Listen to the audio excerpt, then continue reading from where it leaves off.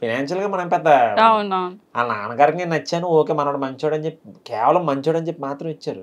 వెంటనే ఒప్పుకున్నారు అంటే మ్యారేజ్ ప్రపోజల్ ఆలోచించాను ఇంట్లో? అంకుల్, ఒక 6 months టైం తీసుకొని ఓకే. మా ఊరు వచ్చారు, తాడేపల్లిగూడెం వచ్చి అమ్మ నాన్నతో మొత్తం ఫ్యామిలీ అందరిని చూసుకున్నారు. అంటే ఇటు చెప్పింది నిజమా కాదా, ఇటు చెప్పింది అసలు నిజంగా వీళ్ళకి నిజంగా బిల్డింగ్ ఉందా సొలి చెప్తున్నాడా.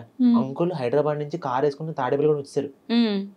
అంకుల్ ఆంటీ కలిసి గుడి వచ్చి అమ్మ నాన్న చూసుకుని, ఓహో మనోడు చెప్పింది నిజమే, ఫ్యామిలీ గట్టిగానే ఉంది, అంత బాగుంది అని చెప్పి ఇక్కడ వచ్చి హైదరాబాద్ వచ్చి ఓకే చేసుకున్నారు. మనోడు చెప్పింది అంత జెన్యున్గా అంత మంచిలానే అనిపిస్తున్నాడు. ఫినాన్షియల్గా అప్పుడు అంకుల్ నిజంగా డబ్బు మనిషి అయ్యి ఉంటే, ఆలోచించుంటే నాకు ఇచ్చి పెళ్లి చేయాల్సిన పనే లేదు. వాళ్ళకి పెద్ద పెద్ద సంబంధాలు వచ్చే పేర్లు నేను చెప్పాను కానీ అమ్మాయికి, బట్ నాకు ఇచ్చి పెళ్లి చేశారు. అమ్మాయి నాకు వచ్చి స్టాండ్ తీసుకుంది, is a very good person, మీ తర్వాత నన్ను బాగా చూసుకునేది తనే.